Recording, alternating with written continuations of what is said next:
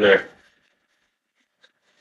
So yeah, so Tay and A versus Rob, Malik, C4. I was asked, so I had to do this, and I said right now I am leaning more towards the Tay side because I've seen Lance in the big three, and DA is only getting better in a team setting. Mm-hmm. ISO Tay 3v3 like monster. I don't like that left side. Like it's sleepers, bro. Like it's the sleeper side over there. Well, the key thing is for me is that you have ISO Tay guard Rob, right, and take away a lot of like DA and Lance can really focus on scoring the basketball and just bringing hella energy. And DA, in my opinion, we see how important he is in one-on-ones. I think we're really about to see how he gets bucket in these threes. I think these threes, you about to show his real abilities. True, but chemistry's there.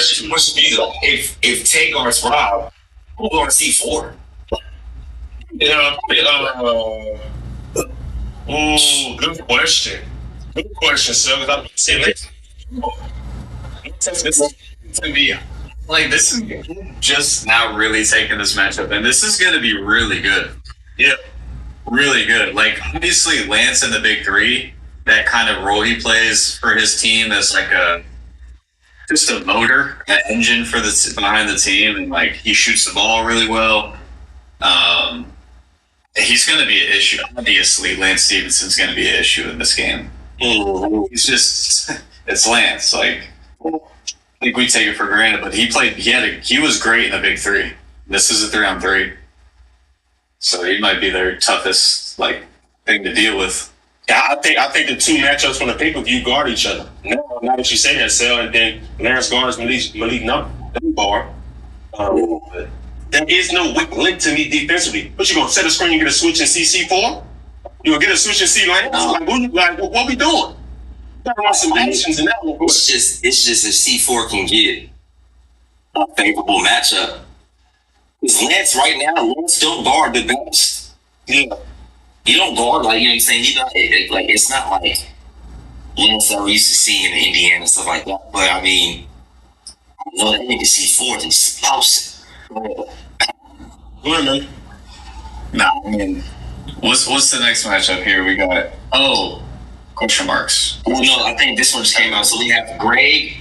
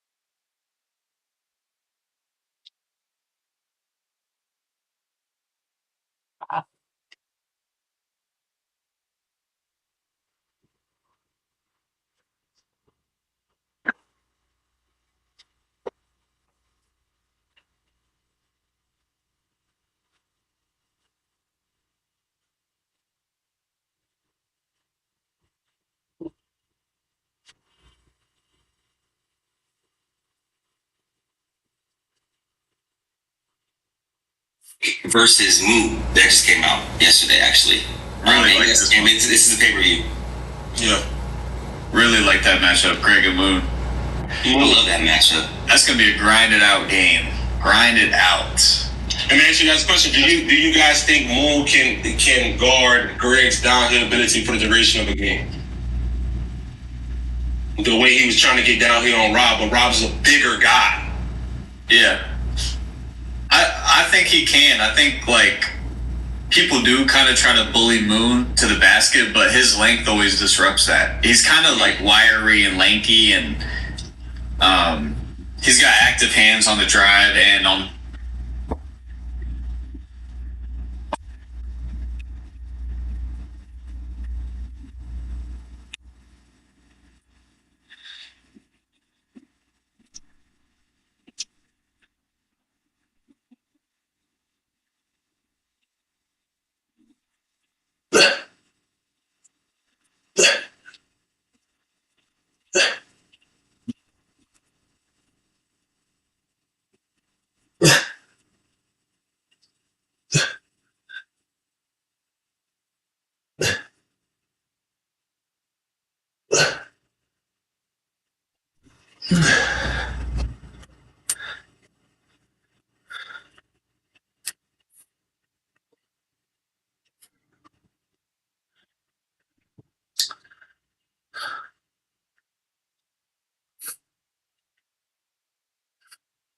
The pickups and everything. So it's like you think you're gonna bully Moon, but because of his weight, but it never actually happens. Mm-hmm.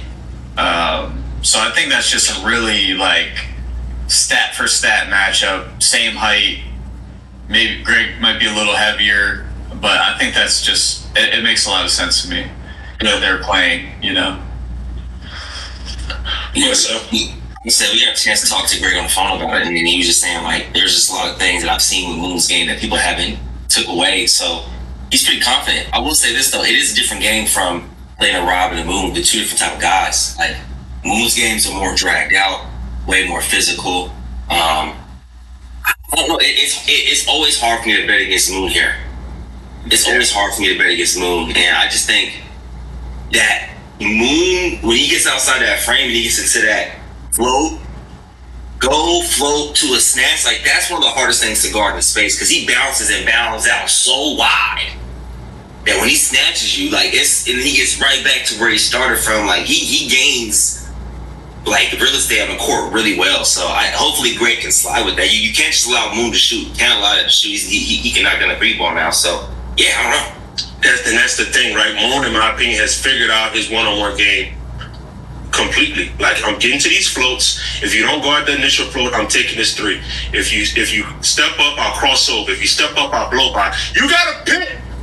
It's unpredictable. I'm not about to get into all these heads-ons. This is my game, and it's hard to figure out. Similar to me to the KD crossovers. You get into that type of bag, that triple John, and you like, what are you about to do? You about to pull up? You about to blow by? You about to heads-o? Moon got that same type of stuff in the one. I'm not saying he's KD. I'm just saying he got that same type of flow and cadence in those flows that it's unpredictable. And I'm in the jab pre. No, I love it. I love it because the talk 2 years ago was like Moon's doing too much to create shots, and he's expending too much energy on these, and this is going to wear on him.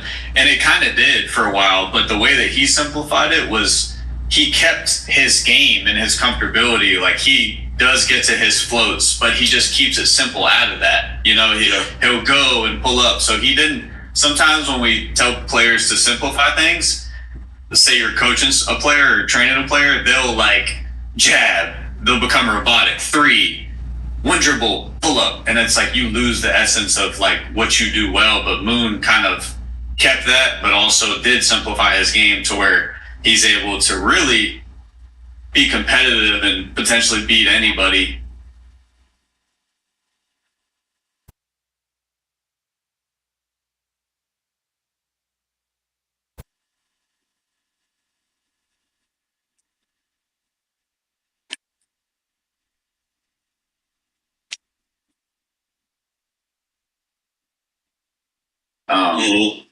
And if he's defending and getting a lot of stops that day, he's definitely going to win. Yeah. So his offense has definitely improved. But I had to talk with Greg in Charlotte for like 30 minutes, and the dude is smart. He watches a lot of basketball. He loves basketball. He knows what he's talking about. I was impressed with just the way that he kind of articulated and kind of like even told me some things where I was like, oh yeah, those are great points. So Greg is definitely a really tough opponent here, but I think fellas, with this one, people see that Rob matchup, the people that had TNC lead.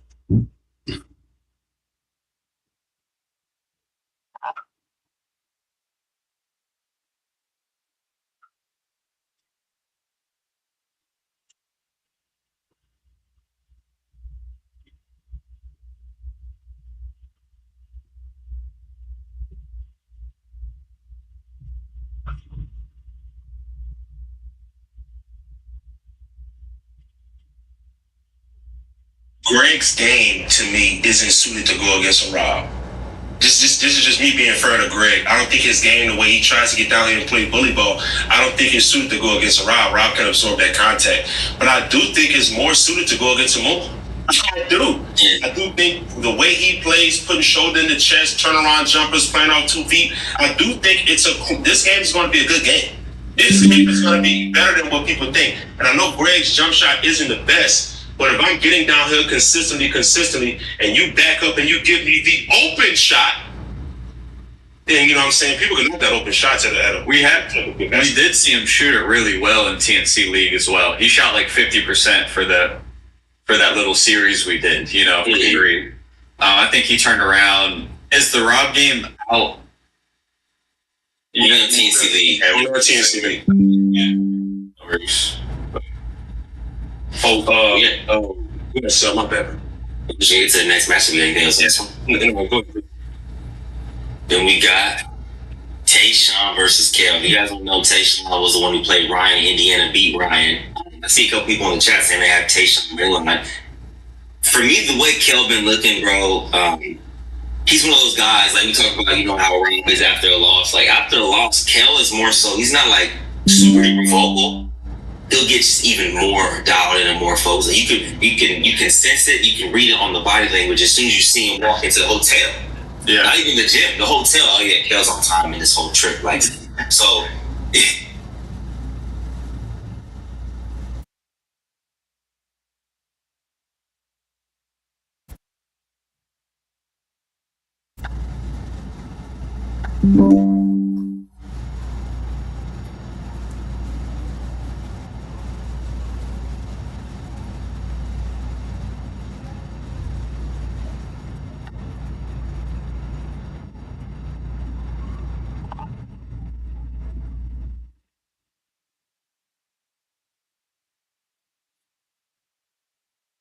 like I think Kale feels.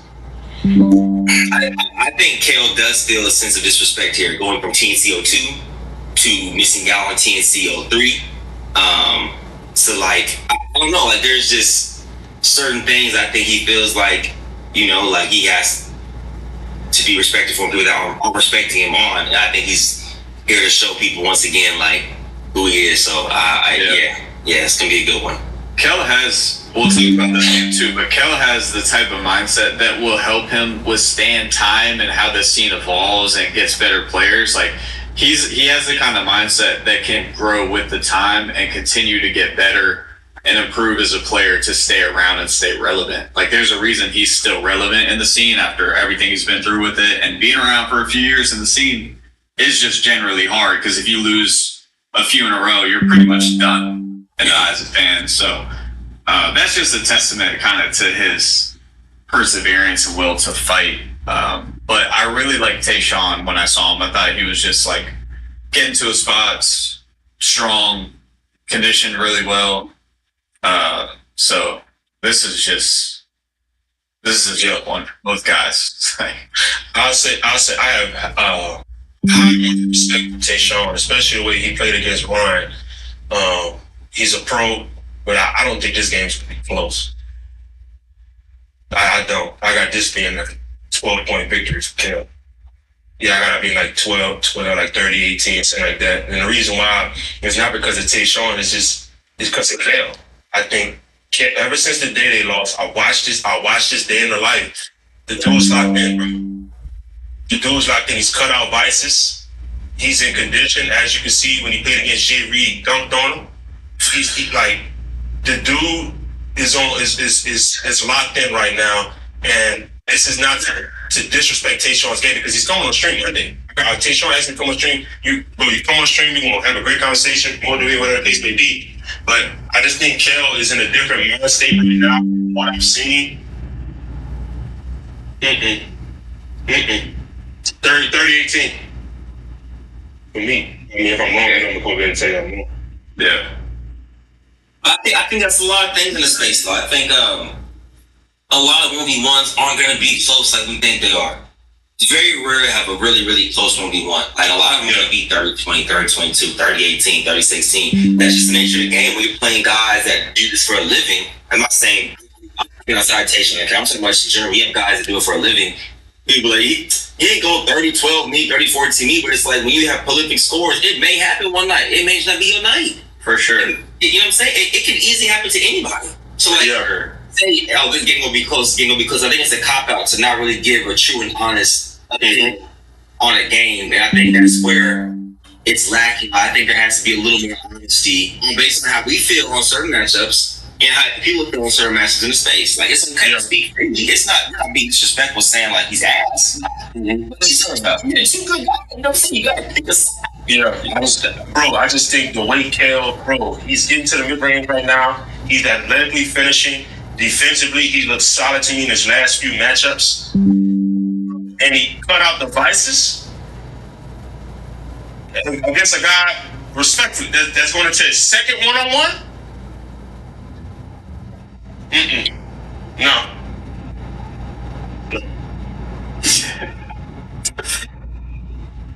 Let's get to the next one. Well, first off, starting off the day we have Baldy versus Hitman. I ain't gonna lie, man. Hey, I got nothing but love and respect for Hitman, but Baldy 30-13. 30-13, bro. I'm just gonna keep it 100 with you, man. I just don't think people are asleep on how good Baldy actually is. Like, he's good, bro. He's good. Yeah. All right. Here's you got a 30-13? 30-17. I don't think I hit back to 20. I do too. I actually do too, because I think Hitman can put it in the basket. I know it doesn't look exactly how we would want to, but I feel like he's a solid shooter. And I do think he's going to hit some shots. I think he can score the ball a little bit. Yeah. No, I ain't gonna lie, bro. Based on what I seen in the school game, although it was a hack fest of the century, one thing I didn't see was Hitman put his hands on his knees, and for sure, he's an in-shape guy. I've watched his stories. He runs. He actually consistently runs 3 miles a day. So I don't think the in-shape factor is gonna be a thing here. And I do think no, bro. We can't say long distance helps switch condition. No, that's not what I'm saying. That's not what I'm saying. What I'm saying is he's actually putting in some type of work. He's not like this. Well, it isn't. Well, we saw him play scoop, so we kind of know where his conditioning's at, which I think is solid. I think it's solid based on that, you know. And just all based off like how the game went with Scoop, and he was able to get to, I believe, 16 or something like that. Although it was a lot of hacking, it's gonna be nice hacking. You got to side them puppies, and the way Shadell looking right now, I think it's like 30-20. Oh, 30-20. Nah. I'm gonna go 30-23. Okay. It's gonna be close. I think Hitman is gonna. I think he's a better player than his game looks right now. Fair. I think he is gonna score a little more than we would expect, probably in most games. You know. I just don't see. It's hard to guard someone who plays off 2 feet every play. Mm-hmm. I want that 2 feet every possession. I see how you guard that. It's every play. I'm gonna sit here. You know what I'm saying? So it's like, it might look nasty, but it's the most efficient thing in basketball. You're not going to see ball, you're going to try to out jump somebody. Yeah. You're going to smell this. We're going to see if it makes guard, though. Because Lane's going to be there. Lane Rob. Yeah, Lane Rob's going to be there. So it's going to be called like a 1-1 basketball. It won't be called like the triples and scoops. No, you got to try your focus. No, Can't make it? Can't make it. I think like Meech is a principal. He has some things going on in school that he can't make it. But you got slot pups, and Shadell's used to this TNC setting where he has to. Oh my bad, John.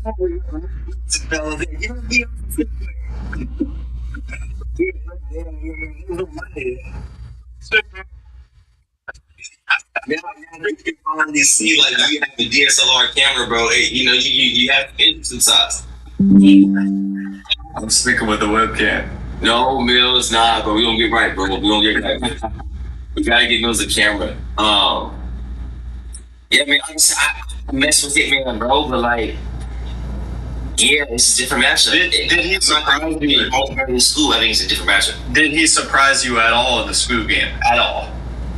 Did he score a little more? No, I think the refs had a lot to do with the game, like going to the free throw line. I'm not saying it's real. I wasn't that surprised. No, I don't sound like that guy, bro. But I gotta keep it in right. I was not surprised. No. I was surprised. He drove and blind scoop. I said, okay. But like, I don't know, Mills. I don't know. I feel it. It's a peak, 100%. I mean, I'm not gonna sit here and say that like with a prediction. We play basketball. We know how it can go. It can go not good, but based on my prediction, I gotta set the score. Obviously, it could be bad. Could be 30-12. Could be 30-13. But I would have to.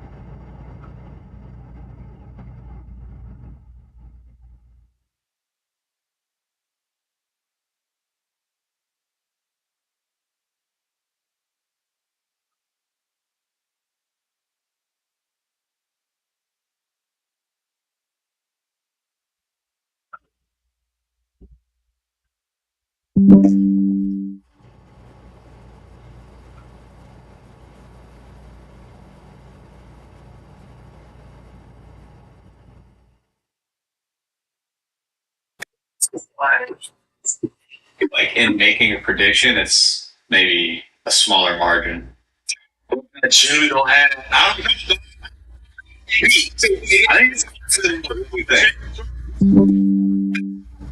he can shoot a little bit. Yeah. And I saw him get to some spots and get some decent look against Scoob. I feel what you're saying, so for sure. But How many buckets did he score on Scoop outside of free throws? 4. Like 3, 4. Why are you making that face like that? There is a level of trying to get comfortable too, and it's. He might play a little bit. He might. You gotta put this over here. Same goes to ball. Same goes to ball. That's for sure. The reason why I have Hitman scoring more, that's why I have Hitman scoring 20, because just like he has to slap those puppies, so does Shadell. And I think this is going to be Hitman's first time playing against some somewhat more honest defense than what he has in previous games that he's had. So I'm like, hold on. Maybe we get to see more of a Hitman bag that he can hit the jab beat, get to a pull up, and not have to worry about the hand, the elbow hits, the 2 hands, the shoulder checks, the DB jams. Yeah. We're gonna find out in like 2 weeks exactly what it is. Yeah, from the West Coast to the East Coast, they've been the worst thing Every time. It's hard. kills me.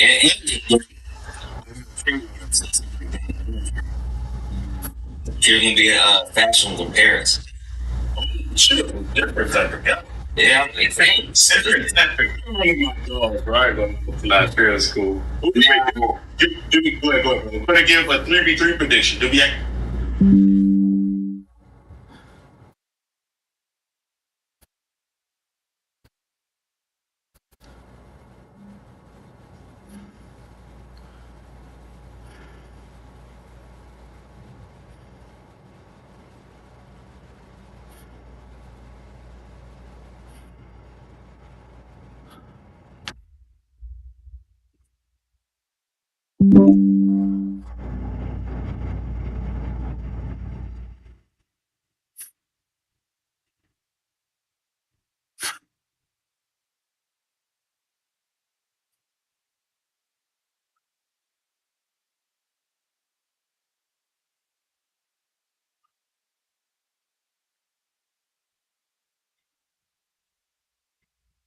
actually give a 3v3 prediction? Man. It's,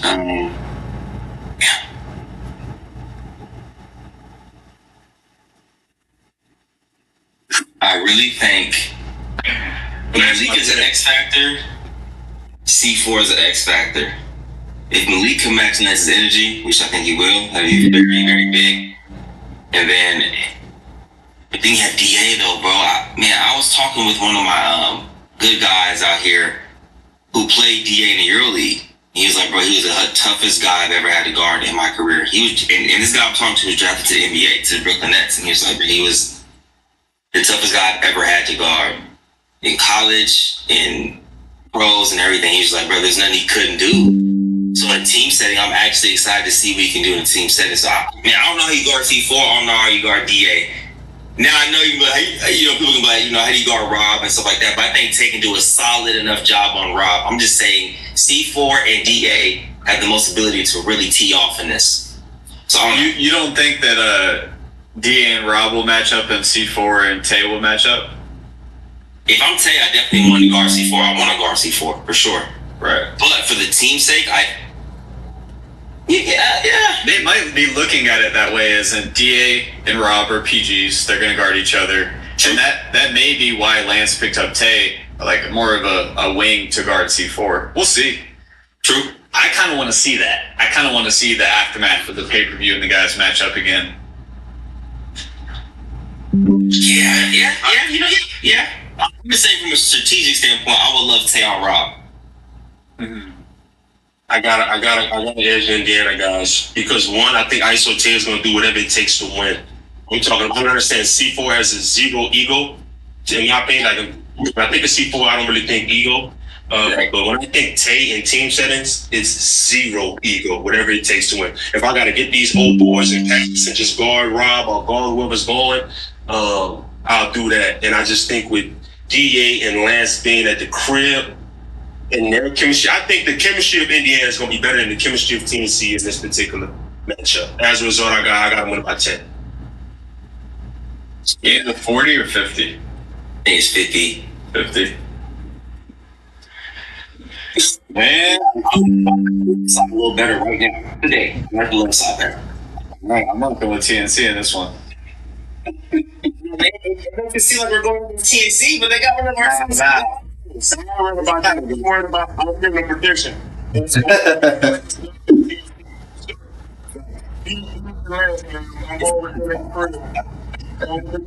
over game too. Yeah, bro.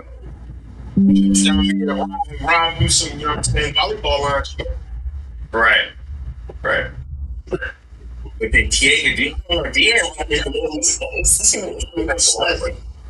Yeah.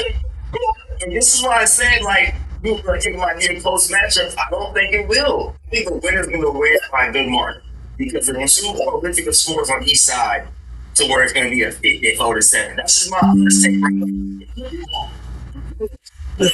This is Lance. I understand that you have a debut in an interview, but this to me is like his official TNC debut because he's going against TNC guys. Yeah, bro.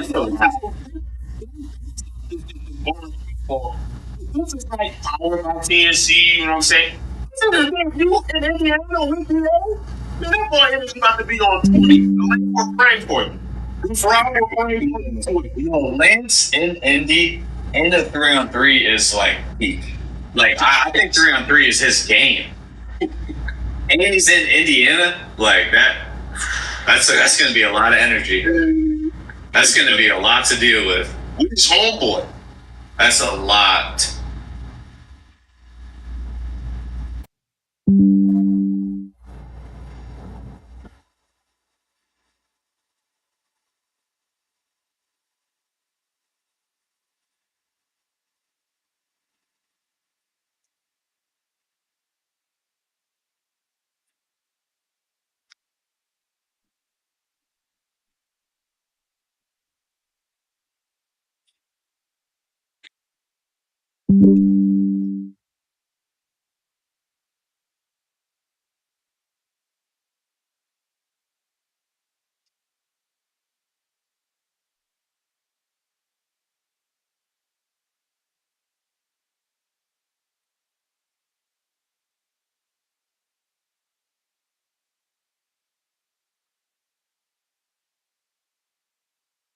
To deal with. And let me ask you guys this.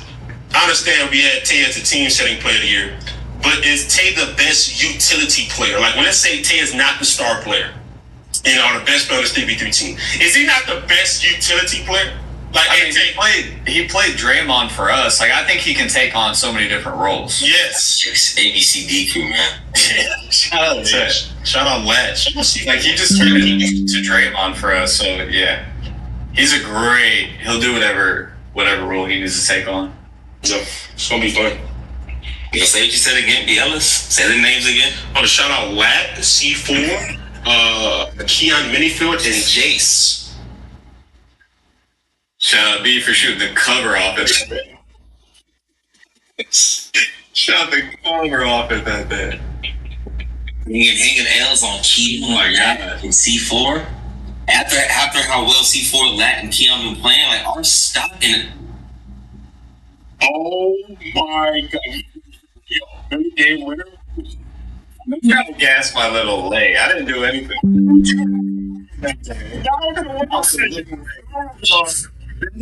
Leg. I'm gonna gas it up. Maybe pull it up, bro. Maybe some saying, On the inside. The outside.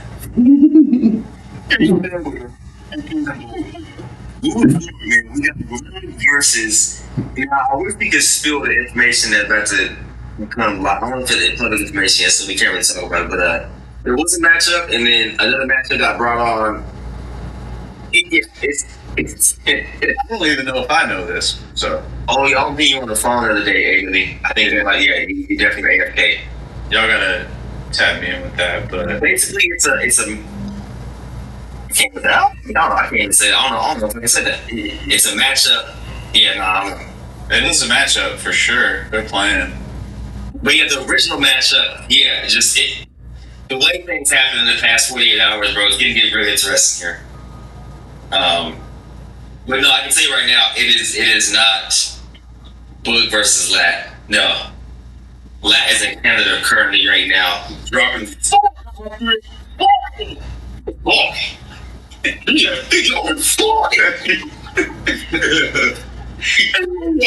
You know, 44 points is crazy, man. Nah, Steve maybe at me, but he's averaging. Fuck my knees, bro. God damn. Especially with everyone going on this camera. Like I told you guys, he is the only player in NBA history in over the past 100 plus years, or however long NBA has been, 75, 76, whatever. He's the only player to have a prop be more or less 46 and a half points. No, 42 and a half points. And the more was the favorite. You understand going on like a FanDuel prize pick something and choosing more on 42 and a half in this space. 40 is great. Once you get that like the 35 mark, I mean, it's 40. Smashing the left, but then it's like the left is a random. To expect 45 out of someone is not okay. 45 is like a story you tell. And whatnot. They said Boog versus Zay. No, he's not playing Zay. He's not playing left hand Dom. I'll tell you those right now. No. Boog versus Conceited? What? Conceited hoops? Yes, I know. He conceded. They trolling. Speaking of For the left. he conceded the GOAT of all battle. Let's transition. Bro, you're not know someone conceded take, bro? No, but that might be the worst take of all time. That might be your worst take as like I'm talking about your entire YouTube. He's fucking out. I'm talking about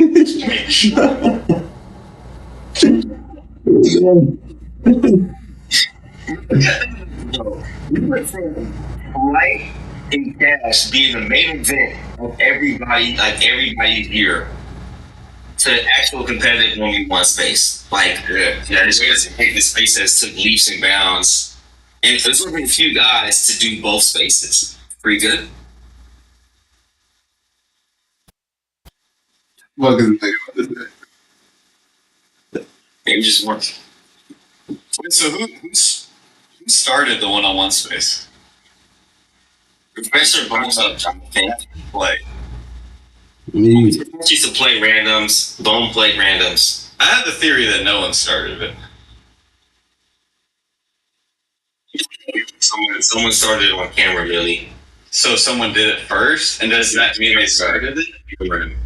So does that mean they started it? So if I make an Apple iPhone, sell it, but then Steve Jobs makes Apple iPhones and sells them, who's going to say did it first? Those are two different things. No. Someone played it one-on-one on God 20 years ago. Above the Rim started. The movie Above the Rim started. We could do that though. Based on our logic, we could go back to the first one-on-one. So Just based on strictly the logic of White Man Can't Jump. the first one-on-one. White Man Can't Jump might have started. They started it. They're the reason for the one-on-one scene. Based on our logic. Like, what is Tommy it's Cambridge silly for all this? Tommy Cambridge is Tommy Cambridge for all this. He's a 5v5 legend. No, he played 1-on-1 against Tracy at halftime. What? Okay. He did the gig. Okay, but is that before Above the Rim? No, it was better. That doesn't mean anything. Above the Rim is more legendary than like Mike Fact. No. It's legendary for sure, and the hood culture for sure. Like Mike is legendary in general. Let's not do that. Let's not. Mike might have me actually thinking if I wore some blazers, I would actually get. Yeah, you're right. You know what I'm saying? Above the rim, I'm like, yeah, he pulled the blicky out the bag. That's the most famous scene in the joint. Cool. Yeah. I a movie though. It's in that movie. It's in that movie. It's in that movie. That's fair. It's in that movie. And like Mike, Steve Nash, Dirk Nowitzki, Michael Finley, Tim Duncan, Allen Iverson, Jason Kidd, Chris Webber. Nah, come on. This nigga's violent. The fuck? That's debatable. Who's arguing more legendary than what you just said than Tupac Shakur? I'm just saying. Allen Iverson, nigga. Allen Iverson. Hey, yeah, who is nigga?